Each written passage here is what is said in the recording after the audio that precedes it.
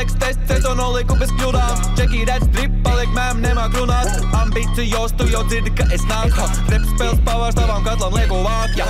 Šitie čeki brauc ar mutu tā kā ragavām.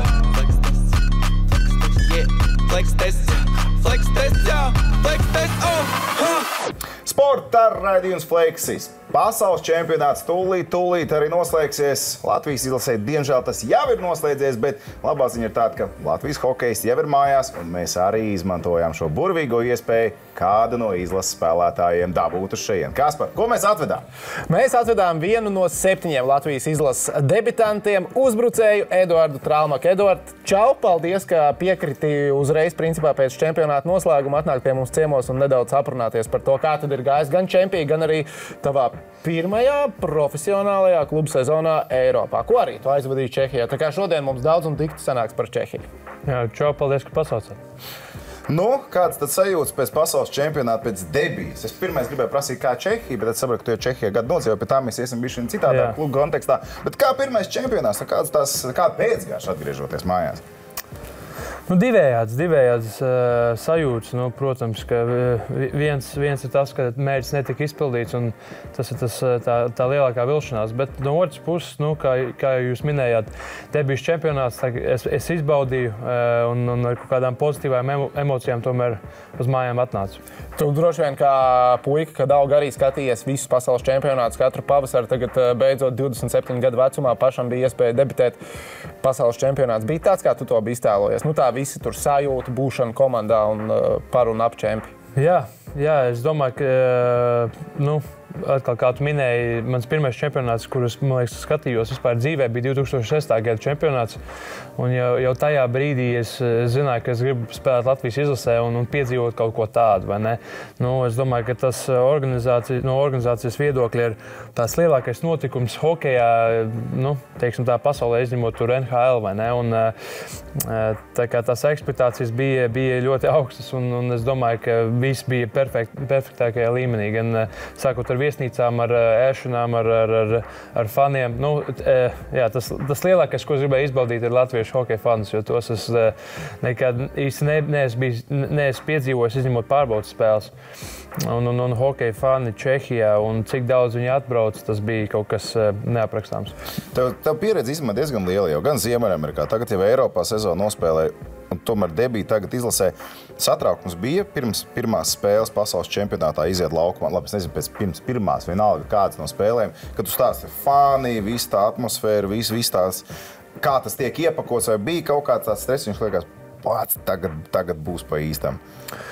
Stresiņš jau vienmēr ir, bet es domāju, ka tas ir labi. Tas parāda, ka tev tas nav vienalga un tu gribi sevi parādīt no labākās puses. Un, tie jau ir vairāk cēloņi, kā tu teici, gan arī tas, ka es gribu sevi parādīt no labākās puses, gan treneriem, gan faniem un tā tālāk.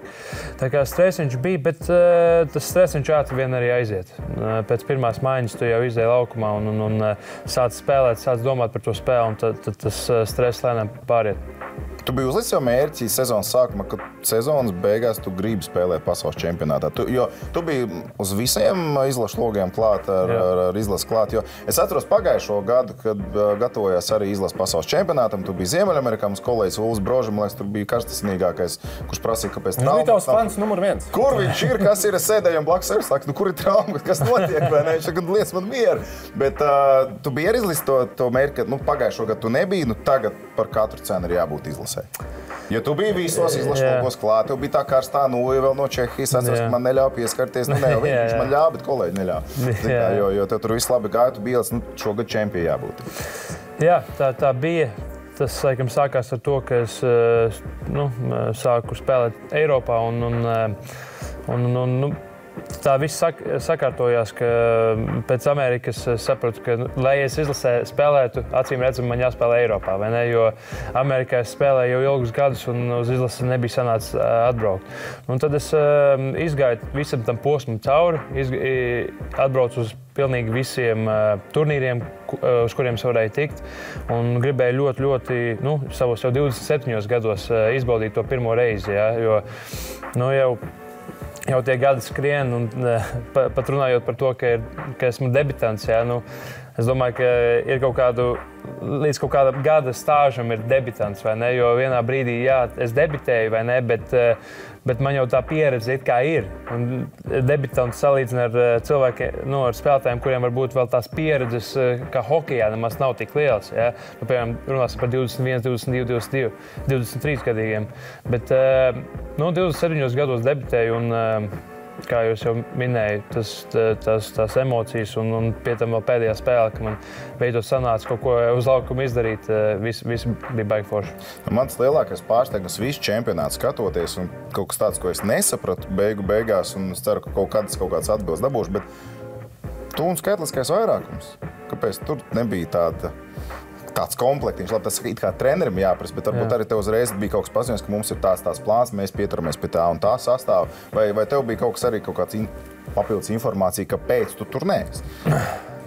Nu jā, to es... Ja es gaidītu tos golus, kā tu Čehijā līki iekšā, man likās, te ir jābūt. Kaut kādā spēlē tam ir jānotiek. Mums ir viena vārds skaitliskajā vairākumā. Kas tur notika?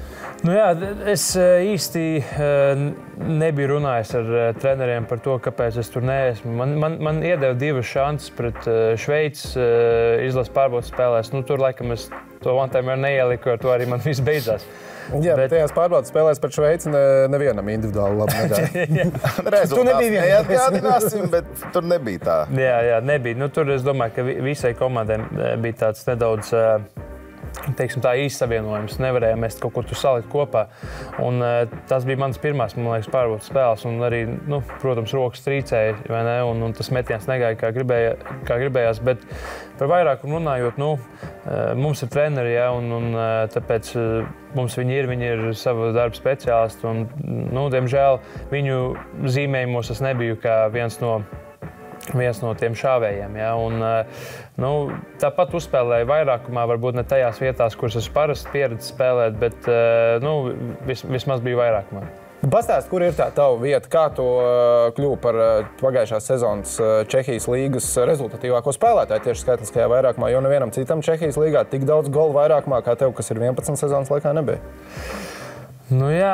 Tas jau arī tāds smieklīgs stāsts, jo es arī nekad īsti neesmu bijis pirms šīs sezonas, teiksim tā, one-timer spēlētājs, vai ne? Un tomēr es zināju, ka man tāds ir, es zināju, ka man ir labs šķēliens, un tagad es atbraucu uz Kladno, tieši vajadzēja tādu, pat to labo malu, un mums bija tieši jauns treneris vairākumā. Jākubs Vorāčeks tāds vārds ir. Es nezinu, vai jūs zināt, jā, bet viņš uzreiz ieraudzīja, ka man ir labs metiens, un viņš teica, kur šī ir tava vieta. Baigi sākumā mēs neko nemēģināsim izspēlēt, tev ir viens uzdevums, mēs pa vārtiem. Un tad tas arī ar to viss sākās. Pirmajā treniņā es ieliku, pēc tam sākās spēle. Man kreisajā pusē bija Tomašs Plekaņets spēlētājs, kuru es arī domāju, jūs zināt. Viņam bija uzdevums dabūt ripu cauri tam boksam uz manu one-timeru. Un viņš bija meistars savā lietā. Un man bija galvenais tikai trāpīt. Un trāpīt, diezgan spēcīgi, vai ne? Un ar to arī tas viss sākās. Pēc tam, protams, diemžēl Plekaņets viņam bija trauma, un dēļ tā viņš tika spiests pamest hokeju, bet nāca jauni spēlētāji, un viens no tādiem galvenajiem piespēlētājiem man bija aizsargs Ķihečeks, kurš bija vispār rezultatīvākais aizsargs visā līgā. Un viņš atrada veidu, kā parādīt metienu un dot man piespēli uz metienu, vai ne? Un tā sāka kā birt. Vienā brīdī es vienkārši taisīju acis ciet un šķēlu un tikai attaisīju, un tur jau bija kaut kā jāsvin. Tā kā ar to tā arī tas viss sākās. Klausies, mūsdienās profesionālajā komandas sportā, man šķiet, pilnīgi visa statistika tiek skaitīta. Tad jums klubā kāds skaitīja, kā tev sezonas laikā vairākumā tie one-timeri, cik tu esi izmetis un cik ir sasnieguši mērķi? Es neesmu dzirdējis, godīgi sakot, bet es domāju, ka līgas kaut kādā portālā tur ir jābūt visai statistikai. Tur ir visādas statistikas, kuras es pat nezinu, kuras nozīmē tie visi indeksi un tā tālāk. Es pat īsti nezinu, ko tas nozīmē. Samas bija labi vai slikti, ko tev iedeva atzīme, kas tagad ir. Mēs ar Tomu šī čempiona laikā esam iemīlējuši expected goals statistiku. Tu viņu saproti? Saproti expected goals. Nē. Tas ir rebus mums absolūtākais. Bet kā jūs par Čehijā, tur daudz tās statistikas tā, tu esi ievērojis, ka tiešām tur skaitu, tur baigi nopietni pieiet visam, kā kurā līgā es pamanīju?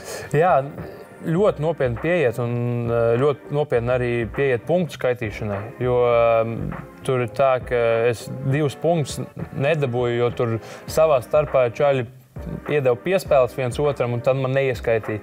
Eiropa. Jā, Eiropa. Viens bija tā, ka es uzmet pa vārtiem, atcitās, un tad viņi savā starpā piespēli iedeva un iemet, bet man neieskaitīja to piespēli. Un bija kaut kādas tādas 2, 3, un es arī dzirdēju no komandas biedriem, ka to ļoti strikti skatās. Pēc tam no sākuma noskatās visu spēli, un pēc tam pēc spēles vēl joprojām ir kaut kā tie punktu tiesneši, kur vēlreiz pāriet visiem cauri. Un man liekas, ka viņi pāriet visām citām statistikām cauri. Vai tie ir metieni, lai vārdsargiem tie metieni ir tā, kā viņiem jābūt. Un tā, diemžēl tos punktus viņi ļoti strikti skatās. Tu esi statgīgs, tu seko līdz tā statistikai ļoti padziļināt, vai tu tā, tu zini, ko tu iemet, tu zini, kam atdeva piespēli, kaut ko ieskaidīja, kaut ko neieskaidīja, bet tu zini pats par sevi plus mīnus. Nē, es kaut kādā veidā, protams, ka es sekoju savai statistikai, bet es aptuveni tikai saprotu, cik man tur goli un piespēles un punkti, vai ne? Vispārējais ir, nezinu, tur Ulvis Brožē atnāk ar Twitterī ieraksta vai Eksā ieraksta Edvards Rāmuks rezultīvākais vairākuma speciālists Čehijā. To es nezināju, to es tā kā nepārbaudīju, un no otras puses maz nezināju, ka es tāds esmu, vai es pat esmu tuvu tam, vai ne? Bet pat to taču var dabūt līgumā labāku naudiņu. Tu kā laikam prasītos, zini, man vismaz stāsti. Es nezinu, pēc tam par līgumiem var pastāstīt. Mums ir arī Elite prospektā ieraksta. Ja mēs paņemam Eduarda Elite prospektu profilu, viņam ierakstīts, ka pie balvām ir šīs sezonas visvairāk vārtu guvumi Čehijas čempionātā. Jā. Nav nekā svarīgāk, kā ieraksts Elite prospektā. Būsim godīgi. Tieši tā, tas ir hokejs CV, vai ne? Un kaut ko tādu dabūt, tagad būs jāiziet. Tu tāds kausiņš ir vai vienkārši ieraksts? Nevis pašā augšā, kur ir tie kausiņi, kur tev ir 2, bet apakšā paskrolējot ir tev career awards. Tur ir tāds saraksts gan ar visiem jaunatnes sasniegumiem, un tad pie aizvadītās sezonas tev ir... Tas baigi forši, jo es sen kaut kādu ierakstu jau nebija dabūjis. Kas tev ir svarīgāk, lai tev bilde aiziet Instagramā vai Elite prospektā šitāds ieraksts? Kas dopamīnu vairāk iedod? Atkarībā kāds... Tas ir padomāju! Atkarībā kāds ieraksts. Ja mēs runājam par kaut kādu kausu izcīnīšanu, tad laikam Elite prospektā es gribu to savu CV pacelt. Līdz karjeras beigām gribās jau tos ierakstus vairāk, vai ne? Bet, ja mēs runājam par šādu vairākumu ierakstu vai ļoti populāru Instagram postu, baigi grūti izvēlēties. Tas ir Rodrigo Ābols pagājušajā gadā. Mums teica, ka pirmā lieta, kad Džeki iegāja ģērbtu vai ātri apskatījās pēc bronzas spēles, atver Elite prospektu. Jā, ir bronzas medaļa iekšā. Yes, done, Džeki. Un tikai pēc tam bija viss pārējais ar Kasparu Daugoņu leģendārajiem teikumiem un tā tālāk. Labi, klausies, atgriežoties pie šī pasaules čempionāta, pie tavu debišu čempionāta. Par to vairāk mēs vēl gribu patirzēt, jo tas bija kaut kas, kam mēs arī ar Tomu pievērsām lielu uzmanību spēlē no spēles attīstoties. Es neteiktu, ka mēs pievērsām lielu uzmanību, mēs reāli pārdzīvojām. Mēs nevarējām aizmigt vakaros, mēs domājām, kāpēc nestrādāt. Tas ģērbtuvē bija jūtams, ka Džeki arī tā kā skatās 4-5 spēles ir aizdīts. Mums nav neviena gola, mums ir viens gols vairākumā, un tas bija Daugovičs. Ieslidoja zonā ar pēdējiem spēkiem, uzmet veiksmīgi. Turpat nebija piespēle tajā vairākumā. Tādu Čehijā tādu piespēli neskaitīt, bet viņam ieskaitīt. Te ir reku stāst arī, kas tur ir? Es domāju, ka tas nav noslēpums. Visiem jau tas galvā sēž, jo pirmkārt tas tiek runāts ļoti bieži gan medijos, gan visur pārējos. Un, protams, ka mums treneri arī to saka. Aizmirstat vakardienu, šodien būs, šodien maisam galvas vaļā. Un tā līdz pēdējai spēlei. Čaļi, vienalga, kas notika pēdējās 6 spēles. galvenais, ko mēs izdarām šodien. Bet pašiem jau tās pārliecības līdz galam nav. Jo tikai 1 gols 22 spēlēs. Tu netic tam, ko treneris saka, ko tu man tur akšo tagad, zini? Nē, nu, bija kaut kāda maza neticība vienā brīdī piezagās. Un, nu jā, diemžēl kaut kādā mēs neizmainījām ne statistiku, ne kaut kādu vairākumu izspēles un tā tālāk. Nu, it kā mēs, ja pastāst uz to, kāda cilvēki bija vairākumā, nu, Rodrigo Abols, Jāks un Daugoviņš Dieris, jā, es tur vārdu priekšā stāvēju. Nu, it kā jābūt. Kaut vienam golam jābūt kaut kādā brīdī, vai ne? Bet es nezinu, nu, negāja iekšā, gan arī mēs kaut ko tur sākām jaunu izdomāt, vai ne? Bija ļoti maz metienu pa vārtiem, tīpaši atceros tos 5 minūšu noraidījumus gan pret Zviedriju, tur pat metienu, pat momentu nebija, vai ne? Un, nu, jā, diemžēl tā sanāca, un es domāju, ka tas bija arī tāds pret ASV 5-3, 2 minūtes, neviens metiens pa vārtiem. Jā. 0 metienu. Tieši tā. Un es domāju, ka tas ir viens no lielākajiem aspektiem, kāpēc mēs tagad neesam ceturtdaļfinālā. Vēl viens temats, kas mums šeit sagādāja galvas sāpes ar Tomu Vārtsargi. Cik reizes mēs aizšāvām viņš nav vainīgs. Es saprotu, ka viņš nav vainīgs. Mēs vienu reizi tikai trāpījām. Mēs trāpījām tikai vienu reizi. Un mēs ar Masāiski kopā to prognozējām. Tā kā mums leģīti arī bija cilvēks blakus, kurš saprot lietas. Bet es gribēju pajautāt, cik ilgi pirms spēles jūs zinājāt, kas sargās vārdus konkrētajā mačā?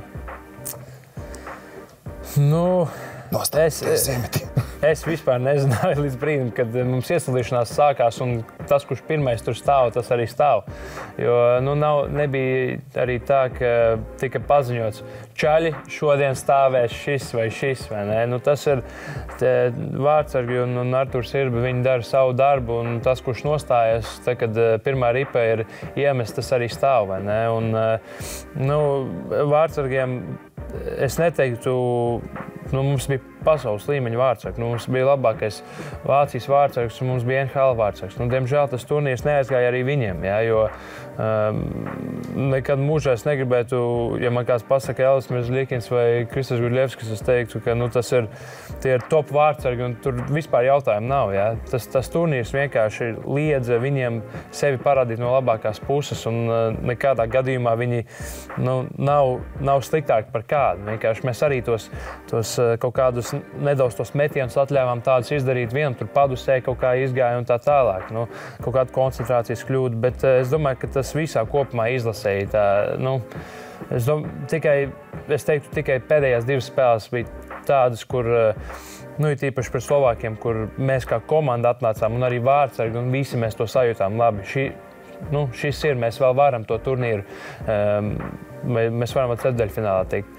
Bet, nu jā, tās pirmās spēles un pret Zviedriem un vāciešiem nebija tik labas. Pēc pirmajām 3 spēlēm, nezinu, pēc 3. mača ejot vakarā viesnīcā gulēt, tev pēdējā doma bija, ok, pirmajās 3 spēlēs ir 3 uzvaras vai bāc pirmajās 3 spēlēs 2 punktus atstājām? Nu,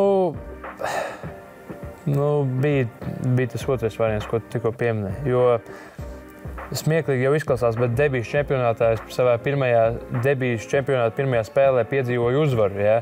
Bet ģērbtuvē tādas arī neizskatījās, jo tajā brīdī it kā mēs uzvarējām, it kā bija kaut kāds mazais prieciņš, bet mēs reāli visi sēdējām, sūrējām, it kā kāds būtu nomirs, vai ne? Jo kaut ko mēs pazaudējām, nu, šajā gadījumā ne cilvēki, bet punkti. Un, nu jā, līdz ar to, un arī pret Franciju, nu, kaut kas nebija tās līdz galam. Pirmo tādu kārtīgu uzvaru es sajūtu pret Kazahstānu, bet tādas emocijas pirmās bija pret Slovākiju. Tādas, nu, wow, nu, šis ir tas, par ko es esmu sapņojis un par ko es esmu domājis, ka kas ir Latvijas izlase kā tāda. Bet pret Poliju un Franciju nu, nebija tā, ka mēs ienācām ģērbtuvē un tagad mēs esam ekstāzē.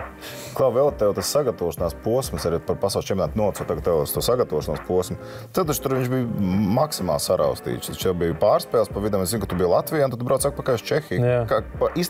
Izstāst vēlreiz to formātu, kā tas tur notika. Kad, kur, kā tu trenējies, kad, kur, kā tu spēlēji un kāds tas posms, jo nu, tas man liekas maksimāli jocīgi, kad ir tā garā pauze līdz pārspēlēm. Nu jā, es savā ziņā pat domāju, ka man vienā sezonā sanāca 2 sezonas, jo bija tā, ka mēs izspēlējām to visu čempionātu, un tam mums bija 45 dienas līdz nākošajai spēlei, jeb pārspēlēm. Tam mums iedeva 1 vai 2 nedēļas. Cik dienas? 45. Un mums iedeva kaut kāds 10 dienas pauzi. Ja? Un 10 dienas, nu, tā ir gandrīz tāda līdzīga pauze, kādu es ņemu vasarā. Ja? Nu, protams, es ņemu lielāku pauzi no hokeja, bet es tāpat 10 dienas paņemu un tad sāku jau uz sporta zāli iet, ja? Un kaut ko, nezinu, tur strādāt kaut kam specifiskam. Un tad tās 10 dienas bija pauzes, atbraucu uz Latviju un vienkārši apciemoju ģimeni, mēģināju atrast kaut kādu motivāciju, ja? 45 minūtes. Un nav jau tā, ka 45 minūtes parasti treniņi, tur jau tādi tā kā pirmssezonas treniņi, ja, un ir tīpaši pie Jāgra. Mums tur bija jāskrien katru dienu, un tās līnijas jāskrien 2 reizes dienā. Reāli es it kā būtu izgājis vēl vienam sagatavošanas ciklam cauri. Un, jā, bet beigās tas atmaksājās, jo mēs 4-0 uzvarējām tās pārspēles, un varbūt kaut kādā labākā formā es arī atbraucu uz pasaules čempionātu. Par Jaromīru Jāgru. Ja tu paņem telefonu un tagad viņam piezvanītu, kā viņš paceltu, ko viņš tev teiktu? Edī! Nē, mēs ar Jaromīru smieklīgi, ka es viņu par Jaromīru saukāju, jo man arī jaunie puiši no izlases visu laiku mani par Jaromīru tagad saukā. Jaromīru, tāpēc, ka es viņu par Jaromīru saukāju, visi jau viņu pieraduši saukāt par Jāgru. Bet mums tas kontakts ir izveidojies ļoti labs, un tik labs es varu parādīt telefonu. Es viņam tur katru dienu, tagad tāpēc, ka mums par jauno līgumu jārunā, ja, jo ja viņš grib man paturēt... Vai uzvana viņam? Tikai vajag interesanti. Nē, es varētu vispār, bet varbūt pēc šova uzdevs. Bet viņš, mēs tagad sāksimies tieši par jauno līgumu, jo es teicu, ja viņš grib mani paturēt, tad gribētos pieminēt to, kas ir vairākums speciālists, vai ne? Tu viņam tagad pateikt, vai viņš ieliek prospektu lapā un paskatās, kas tur ir rakstīts. Jā, tieši tā.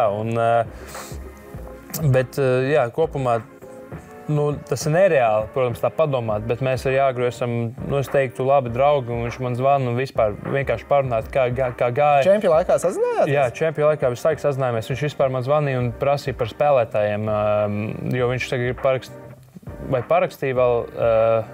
Es neesmu ar viņu 2 dienas runājis, tā kā kaut kas varēja pamainīties, bet viņš man prasa par spēlētājiem, kādu komandā parakstīt. Par Latvijas izlases arī, bet pārsvarā no sākuma viņš iziet cauri tiem spēlētājiem, ko viņiem tur aģenti ir atsūtījuši. Un viņš saka, tu zini, vai tu pazīsti šito, vai tu vari kaut ko noskaidrot par šito. Un tad es eju un kaut ko mēģinu noskaidrot, tā kā palīdzēt, kaut kāds mazais GMs. Mazais GMs, jā. Un tajā pašā laikā smieklīgi, ka tā, bet tagad savu aģentu es esmu atlaidis, to, kurš man opciju dabūja. Un tagad es pats arī savu līgumu. Tu pats kārto savu līgumu? Jā, es tagad pats savu līgumu kārto. Tāpēc, un ar Jāgru tas ir vieglāk, jo mēs esam draugi, vai ne? Un tad es viņiem varu pateikt, klausies, es gribu šitādu naudu, tāpēc, un es uzreiz salīdzinu ar spēlētāju, jo tur neskrienu pa galvu, pa kaklu un neprasu tur nereālo līgumu, ja? Bet viņš man ir apsolījis, ka nākošais gads viņam ir pēdējais gads, kā īpašniekam, viņš pārdos komandu. Tātad viņš teica, ka viņš naudu netaupīs nākošajai sezonai. Es teicu, ja tu netaupīsi naudu, tad iztērē uz mani. Dod man čehu kronas, es esmu klāt, kur aiziet. Kā vispār ar Jaromīru Jāgru sastrādāties? Ikdēļ tu saki draugs un tā, bet tik un tā, tomēr viņš ir lielais šefs kaut kā, zin kā, tā. Un kāda ir tā sākumā bija attieksme, kāda tagad attieksme pamainījusies? Varbūt sākums nebija viegls, es nezinu. Jā, viņš tomēr lielas vajag. Pats sākums nebija vispār viegls, jo es atbraucu, es vispār nebiju labāk fiziskajā kondīcijā, jo es nedrīkstēju slidot. Man liekas, tikai sāku slidot augusta beigās dēļ mana ceļa, jo man ķirurgs neatļāva neko darīt. Viņš teica, ja tu gribi nospēlēt bez traumām, un tīpaši šī ceļa traumām, tu vari sākt slidot tikai augusta beigās. Un tad, kad es atbraucu uz Kladno, es teiksim tā, diezgan briesmīgi uz tā laukuma izstījos, gan treniņos, gan spēlēs. Un es domāju, ka viņam kā īpašniekam un, varētu teikt, GM-am arī, ja, viņš redz, ka es par tādu naudu, es domāju, ka man maksāja, teiksim tā, top 5 vai no komandas, jo es biju ārzemnieks, un visiem ārzemniekiem parasti maksā vairāk nekā parastiem čehiem.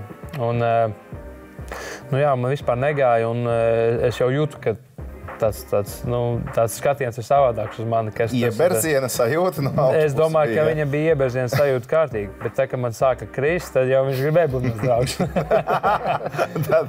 Tad no tā brīža arī sāka krist, komandai sāka aiziet, mums tur 7 spēles pa punktiem bija pēc kārtas. Un kā jau minēju, kaut kādās citās intervijās, es esmu viens no pēdējiem ģērbtuvēm, man patīk tur savu, jo arī nav ko darīt pa lielam, vai ne, pēc hokeja treniņa, tu aizies mājām pa lielam, tu esi mājās līdz nākošajam hokeja treniņam. PlayStations tur gaida vai kaut tāds? Es PlayStation vairāk nespēlēju kopš koledžas gadiem, bet gribās, kad GTA 6 iznāks, tad es varbūt padomāšu.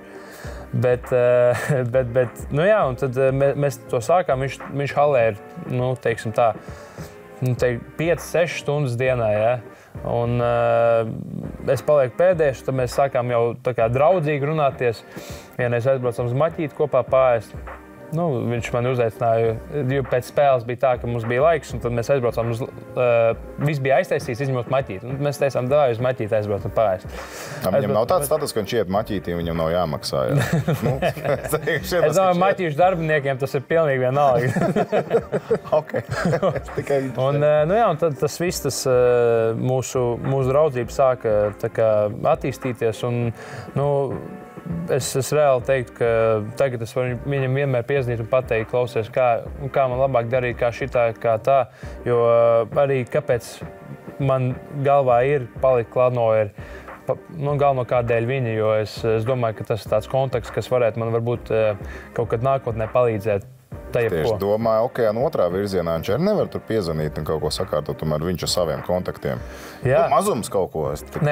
Kā es minēju, pēdējais gads kā īpašniekam, tāpēc, ka viņš Pittsburghā ir dabūjis darbu uz aiznākošo gadu. Nevis nākošo, šo gadu, bet Krekli jau pacēla viņam tagad. Jā, un viņš ir dabūjis darbu, un viņš teica, ka viņš pārcels. Kāds ir tas amats, var teikt? Kas? Kāds ir tas amats? Tu zini, ko viņš Pittsburghā dabūjis? Ja tu esi kā Jāgris un ja tu esi tur... Tavs amats ir Jaromīrs. Es tieši iedomājos. Es šaubos, ka Jaromīru Jāgri varētu piesaistīt Pittsburghas Ronas. Klausies, tu gribi būt skauts? Nē, es domāju, ka ja tu esi tāda zvaigzne un Hall of Famers, viņi izdomā tev pašam savu darbu nosaukumu. Un vienkārši tāpēc, ka tu esi viņiem bijis tik labs, visu, ko tu gribi. Tieši tā. Un tu liec, ko tu gribi, un viņi tev maksās to naudu, tāpēc, ka tu esi viņu tās franchīzes spēlētājs. Viņi visu izdarīs tavā labā. Mēs jau arī runājām ar viņu par to, un viņš teica, protams, ka viņam būs kaut kas tur jāaiziet, jāpaskatās, bet reports jāuztais. Bet pārsvarā, viņam vispār pašam nepatīk strādāt reālu darbu. Ja? Viņš teica, es nezinu, vai es tur gribu strādāt. Bet, ja naudu maksā, tad kaut ko var izdomāt. Par nākošo sezonu vēl gribēju paprasīt gaidāmo sezonu. Labi, tur jāatrisina līguma lietas, saprot tādas lietas, bet būs arī olimpiskā kvalifikācija. Kā izskatās sagatavošanās posms jaunajai sezonai, ja tam visam komplektā ir izlase un olimpiskā kvalifikācija? Sapratu, ka izlase laikam augusta sākumā jau sanāk kopā. Cik tu esi ar klubu iespējamo vai ko, cik daudz ar izlasu, kā tas vispār ietekmē to nākamo sezonu? Tam es vēl neesmu pat aizdomājies, jo tikko čemps ir beidzies, tās emocijas ir norimušās un tās domas par čempi, un mums pagaidām nekas nav paziņots. Parasti klubā jābūt jūlija beigās, augusta sākumā. Un tad ar to tad var arī jau sākt runāt ar klubu, vai viņi grib mani redzēt,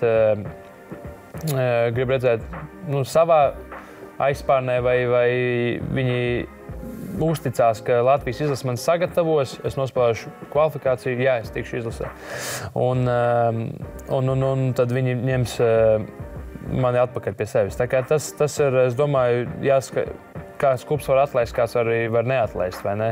Ir tīpaši uz to sagatavošanās posmu, jo klubs grib redzēt tevi savā sagatavošanās posmā, jo tu esi viņu spēlētājs, tu spēlēsi klubā sezonas laikā, un viņi grib, lai tu esi tajā labākajā formā, kas var būt.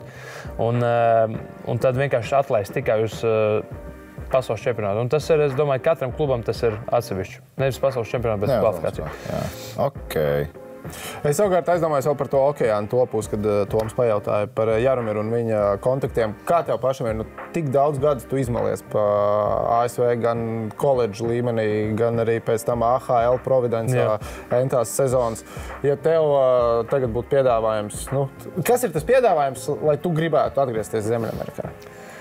Vienīgais piedāvājums, domāju, sākot no vienīgais piedāvājums ir NHL divvirziena līgums. Tas ir pat man vienalga, ka tas ir divvirziena, tas tomēr iedod tādu mazu, teiksim tā, cerību, ka tā komanda mani paraksta ar domu, ka es varētu piedalīties kaut kādās NHL spēlēs, vai ne? Jo labi, es iziešu cauri tam visam AHL, bet es gribētu uzspēlēt to NHL spēli vēl joprojām. 27 gados tas jau sāk nereālāk palikt un nereālāk. Tā kā, ja man būtu tāda iespēja skriet un pamēģināt vēlreiz, un es esmu gatavs urpties tai gaļas mašīnai cauri atkal. Pirmajā reizē vai tajās reizēs, kas man bija Ziemeļamerikā, teiksim tā, nebija manā pusē neviens. Man bija AHL līgums, visiem pārējiem bija NHL divvirziena līgums Providencē. Es jau biju izkonkurēts tieši līguma ziņā. Un es gribētu, lai vismaz tas, teiksim tā, lai viss ir, tā kā tieši tā līnija ir tāda, ka gan man ir divvirziena līgums, gan pārējiem. Un tas, ka man jau ir kaut kāda iespēja vismaz pacelties uz to NHL. Jo vienādās pozīcijās. Jā, mēs esam vienādās pozīcijās, jo es jau visu sezonu vai to AHL gaitu jau sāku tādā pozīcijā aiz muguras. Man nebija līguma. Tas nozīmē, ka mani var, ja es nespēlēju labi, es būšu pirmais aiz borta. Es būšu tribīnēs, un pat ja es labi nospēlēju, bet ja kādam no NHL līgumiem jādod iespēju, mani nosēdinās, vai ne? Un tādā pozīcijā es jau biju aiz visiem pārējiem, un ja man būtu, kā teicu, iespēja, tad es aizbrauktu uz vēl 1-2 gadiem paspēlēt un vēl mēģinātu pacīnīties, jo mans mērķis vienmēr ir bijis nospēlēt kaut vienu NHL spēli. Es tur nerunāju par būt stabilam NHL hokejistam. Es runāju par vienu spēli. Man ir tik daudz draugi, ar kuriem es esmu izgājis cauri gan AHL, gan koledžu, kuri ir nospēlējuši to vienu NHL spēli. Un es neredzu vispār, kāpēc viņi būtu labāki par mani kaut kādā ziņā. Varbūt kaut kāda veiksme kādam, varbūt kādam, kāds bija pareizajā brīdī, pareizajā laikā, bet viņi to spēli arī dabūja. Es tieši iedomājos, vai kaut kādā mērā tev nedaudz nepaveicās, ka tā tava sistēma, kurā tu bija Bostonas Bruins sistēma un Providencā spēlēja, jo, pastoties, tu tikai uz statistiku, jo tev bija ļoti ok, vai ne? AHL tom neapvainojies, bet man liekas, Edvards būtu bijis San Jose Farm klubā, iespējams, viņa viena spēle jau būtu notikusi. Ko tu man par to San Jose tagad piesieties? Kam ir San Jose krekliņi un cepures? Tas esi tu? Tas tikai kreklis, bet labi. Jā, tur noteikti vairāk būtu varianti. Bet tā jau nav vienīgā komanda. Tā nav vienīgā komanda. Es vienkārši iedomājos par viņiem. Es to pašu domāju, kā būtu, ja būtu, tas būtu pavisam savādāk, bet tajā brīdī es parakstīju ar to Providenci, dēļ tā arī, ka treneris, kas tur bija tāds, mēs bijām tā kā pazīstami caur kādu citu cilvēku un caur manu koledžas bijušo treneri. Un es zināju, ka es viņam ļoti patīku, un arī ģenerālmenedžerim tajā laikā, kurš aizgāja vēlāk, es arī viņam ļoti piesaistīju kā spēlētājs. Un es cerēju, ka kaut kādā brīdī, varbūt, ja es labi nospēlēju, labi sevi parādu, es dabūšu to divvirzienu līgumu. Bet, kā jau tu teici, Providence, tāpat kā Bostona, tāpat arī Providence. Katru gadu mēs bijām pirmajā vai otrajā līgā tieši regulārajā sezonā. Visu laiku viņi zaudēja tur playoffos, arī šogad viņi zaudēja playoffos. Bet līgā viņi vienmēr iet pa pirmajām vietām, jo pirmkārt tur paraksta vienvirzienu čaļus, kur tur spēlē AHL. Kaut kādi, es teiktu, 3-4 vienvirzienu čaļi. Viņi vienmēr būs priekšā tev, vai ne? Un tad, protams, ka Bostonai ir nauda, Bostonai ir resursi. Arī tas, ka ļoti daudz spēlētāji grib tieši uz Bostonu Providence to organizāciju nākt, jo viņi ir, teiksim godīgi, viena no top organizācijām visā NHL. Tas arī, protams, man nedaudz iedragāja tās izredzes vispār uzspēlēt kaut vienu spēli. Un es jau gribēju arī pēc savu ceļu traumas, es teicu, davai, atrodi man komandu, kura nav laba. Jā. Tur es nezinu, vai tā bija San Jose vai Bridgeport, kas ir Islanders organizācija, vai Tucson, kas ir Arizonas organizācija. Es sevi pierādīšu, es zinu, ka es sevi pierādīšu. Un, diemžēl sanāca tā, ka gadi iet uz priekšu un NHL klubi meklē kaut ko jaunāku, kaut ko svaigāku.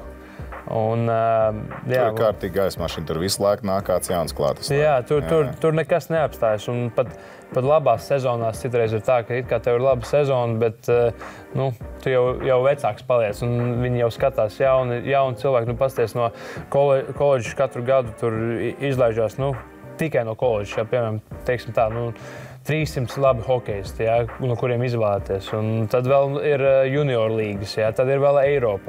Un tad tev ar kaut kam ir jābūt tādam, lai tu vismaz AHL līgumu izcīnītu. Jo parasti ir tā, ka, ja tu gribi tikt uz Ameriku, tev jāiet vispār ECHL līgai cauri, un tad uz AHL, un tad uz NHL, vai ne? Tā kā tas ir, par to mēs varam runāt ļoti ilgi un dikti, kā būtu, ja būtu, bet, tagad es esmu Eiropā un esmu gatavs sevi parādīt šeit. Arī nav slikti. Tagad tev zvana Jaromīrs Jāgurs un saka, Edī! Man liekas, tas ir kārtībā. Klausies par naudām. Kas tur īsti notika ar tām viesnīcas istabiņām? Zin kā, pēdējās dienās Latvijas mēdījos ir parādījušies ziņas. Latvijas hokeja izlasē apzakt pasaules čempionātā Ostravā mača laikā pret ASV viesnīcas numuriņu iztīrīti. Tu esi apzakts? Tev apzakts? Tā kārtīgi iztīrīta. Ja, tad nevis vienkārši iztīrīta tāpatās, bet... Nevis apkopēt? Nē, gan iztīrīti tādā ziņā, gan iztīrīti... Pilns komplekts. Jā, vismaz gultu saklāja, kad paņēma naudu. Kas tur īsti? Kas tur bija? Es nezinu, es domāju, ka nav ko slēpt. Es jau nezinu, cik tā informācija ir privāta vai nē, bet vienkārši ļoti daudz, teiksim tā, gan hokejistiem, gan personālam tika iztīrīti naudas māki, ja kaut kāds keši paņems. Protams, nekāds tur dārgakmeņi vai kaut kas tam līdzīgs es neesmu dzirdējis, bet nauda ir tikus paņemt no maka un bet pašās beigās, cik es sapratu, tur jau viss ir noskaidrojies un tika atdotas tur tās naudas, kas tika nozagtas. Es tikai nezinu, vai viņas tika atrastas un atdotas, vai vienkārši kompensācija iedot no viesnīcas vadības. Bet tas ir viss, ko es zinu. Tu cietušais nebija? Es cietušais nebiju. Skaidra nauda netur, jā? Nē, man bija skaidra nauda, bet es pat nezinu, kāpēc tieši man nepaņēma, jo man bija daudz tieši kronas palikuši jau no Čehijas gada, un es viņas visas saliku, ieliku makā. Es pārskaitīju, līdz galam īsti nezināju, cik man tur tās kronas vispār ir. Bet neizskatījās, ka man tur kaut kas ir paņemts. Varbūt tai apkopējai, zin kā, es patiku, viņa tā, šito neaiztikšu. Šis savējais, viņš Jaromīram, Toms, šito nevar aiztikt. Jāgris man piezīmē, pateikt, šito neaiztikšu. Edvard, vai tev sanāk tagad sagot līdzi Nacionālās hokeja līgas Stanley Kausa izcīņai? Jā. Es pieņemu, ka spēles tiešraidē diezgan vai tu skatījies čempiju laikā, bet roku uz pulsu turi? Jā, mēs katru rītu brokastīs mums bija televizors, un mēs visu laiku uzlikām gan highlights, gan visu pārējo. Ātri nosauc, tagad ir palikušas 4 komandas, ir New York, Dallas, Florida un Edmontona. Kurš ņem Stanley Kausu? Man liekas, ka Dallas paņem šogad. Dallas. Tā pati Dallas, kas pats zaudēja otrajā pagarinājumā Konoram Makdeividam un draugiem. Es vienkārši nevaru, es kaut kā, nezinu, tā Edmontona... Saka, tu neesi pārliecināts, ka ar to vārdsargu var izcīnīt titulu. Jā, tieši tā, par vārdsargiem tas ir vienmēr bijis tāds liels, vispār tajās lielajos marketos arī Toronto. Es nezinu, kā vārdsargu vienkārši nevar. Ir tāda nauda viņiem, ja, un viņi nevar piesaistīt kaut kādu vārdsargu, ja, tādu kārtīgu, vai ne? Bet es nezinu, varbūt, piemēram, Samsonovs vai kas viņiem otrais bija Vols, Toronto tieši runājot. It kā viņiem arī ir potenciāls. Varbūt tās lielās gaismas ir tās, kuras padara viņus nedaudz tādus vājākus vārtos. Ja? Bet Edmontonu es nezinu. Es neredzu viņu kā tādu Stanley kausa fināla komandu. Kaut gan, viņi tikko uzvarēja Dallas. Labi, pagaidi, es tev prasu, kā tev liekas, kad Konors Makdēvids noslēdz karjeru, cik Stanley kausu viņam ir? Šī man līnija ļoti patīk. Bieži tu viņu prasi. Cik viņam tagad ir gadi? Man gadi 27. Diezin, vai tā ir 0 vai ne? Nē, nevar būt, ka tā ir 0. Bet tad ir jāatrod vārdsargs. Tas, ka viņi jau tagad konferences finālā man bija pārsteigums. Viņi jau tur Pikārdu sāka spēlēties vienā brīdī un domāja, ko Skinner vai to otru likt iekšā. Es domāju, ka viņam jābūt kaut kādiem, teiksim tā, 2, 3. 2, 3. Pastāties, tagad viņš un Edmonton ir viena no 4 noslēdzošajiem. Tas labas franšīzes. Tas izklausās pēc labas 2, 3, cik tā viņš jau gan jau līdz 3 un cik vispār spēlē tāda hokejs, tāda augsta Tāpēc Jāgram. Nē, Jāgars, tas ir cits dzīvnieks, ja mēs jau viņu tā par dzīvnieku saukājam. Jo viņš mums arī dod tur visādas uzdevumus, kuri vispār nestandarta uzdevumi gan sporta zālē, gan uz laukuma, ja, un tu prasi, kāpēc mēs šito taisam? Neviens mūžā tā nav darījis, ja, un viņš saka, ja man tā strādā, tad jums arī strādās, bet atšķirība jau tā, ka tu esi pilnīgi savādāks dzīvnieks, ja. Un tur ir cilvēki, kuri mums bija aizsargi, kur no otrās līgas atnāca, ja, un viņiem tas pavisam savādāk, gan spēlētāji, gan skills ziņā ir pavisam savādāk. Tad Jāromirs, kurš ir Ferrari, grib, lai Opelīts arī izspiež to pašu. Jā, Opels arī izspiež, jā. Paskatāmies, ko Olibet domā par Stanley kausu. Jā, paskatāmies, ko Olibet Bookmaker domā par Stanley kausu izcīņu. Edvard, prognoze ir, ka Dallas Stars varētu kļūt par Stanley kausu ieguvējiem. No Olibet Bookmaker Dallas Stars izredzes vērtē kā 3. vislabākās no atlikušajām 4 komandām. 25% iespējamību uzvarēt Dallasai. Favorīti ir Edmonton ar Conoru Makdēvidu priekšgalā. 36% iespējamību viņiem uzvarēt. Pantērām 35%, Rangeriem 13%. Rangeri man pārsteidz tikai 13%. Bet šīs jau ir prognozes pēc pirmās spēles, jo, pasties, favorīti ir tās komandas, kas ir izcīnījuši uzvaras. 13% piedalās tajā konferences finālā vai nepiedalās tādā gadījumā? Viņi met savos vārtos. Okay. Cik daudz tev bija procenti? 25. 1 no 4. Nē, 1 no 4 viņi būs, jā. Tas vismaz labi. Es nezinu, es drīzāk pat iet uz Rangeriem, ja tā godīgi. Izšaus. Kad tad? Es palikšu pie Conora Makdēvida un Edmontons. Ka viņi izcīnīs titulu. Jā, jo mums ir tevi savstarpējām spēlēm. Drafts, ir sava spēle, kur mēs katrs izvēlamies, mēs uztaisam draftus tās izcīņas sākumā. Katrs izvēlās pa vienai komandai, tā viņam viens otrs, katram ir 8 komandas, sākoties Stanley kausa izcīņai, un tad mēs skatāmies, kurš ir uzvarētājs beigās. Tomam ir 3 komandas palikušas, man viena. Un šitā bija arī, kad Stanley kausa izcīnīja St. Louis. Man bija 3 un viņam bija 1, viņš paņēma Stanley. Labi, ejam tālāk pie pasaules čempionāta. Olibet Bookmaker arī izteikuši savas prognozes saistībā ar pusfināliem. Tātad pasaules čempionāta. Viens no pusfināliem ir Zviedrija un Čehija. Zviedrijai 60% un Čehijai 46% varbūtība, ka izdosies izcīnīt uzvaru pusfinālā. Es esmu pārsteigts, ka Čehija ir pusfinālā. Es sākšu jau ar to. Zini, kā man gribās teikt, abas komandas pārsteidz ceturtdaļfinālā. Zviedrija ar savu nepārliecinošo sniegumu. Tur man nepārsteidz. Es domāju, ka Somija iekodīsies Zviedros, bet tas, ka Čehi mājinieki un tā tālāk, bet amerikāņi nevienu golu neiemet. Sorry, bet to es nevaru pieņemt. Tas nav, man tas nedara. Labi, bet Zviedrija, Čehija, Zviedrija skaitās favorīti pēc bookmakeriem. Ko tu saki? Vai tu nedrīkst par Čehiju neko sliktu teikt? Vai tu tieši domā, ka Čehija vinnēs? Zviedrija arī mani vispār nepārliecināja pagājušajā spēlē. Es nezinu, kas viņiem notika. Kāpēc viņi pret mums un visiem pārējiem var 5+ golus iemest, un pret Somiju viņi iemeta tieši 1. Ja, un, labi, tur otru overtājumā. Es jau no paša sākuma teicu, ka Zviedrija būs čempioni. Tad, kad viņi varbūt nedaudz buksēja, es nezinu, varbūt Somi atrada to veidu, kā viņus nedaudz apstādināt, bet pēc papīra, pēc spēlētājiem, tagad pasta pienāca klāt, ja? Pasta, kas vēl pienāca klāt? Čehiem. Pasarņieks ar viņu pietiek. Tagad tie spēku samēri ir izlīdzinājušies. Un, ja pastam aiziet spēle, es domāju, ka Čehi varētu pat uzveikt Zviedriju. Bet kopumā ar tādiem aizsargiem kā Hedmans un Karlsons, es neredzu, ka viņi vēl komandas skaitliskajā vairākumā spēlē ar 3 aizsargiem. Es arī. Tāpat komanda nav mazākumā golu ielaidusi. Nē, tas nozīmē, ka viņi neusticās kaut kādiem uzbrucējiem, ja, ka trīs aizsargiem jāspēlē.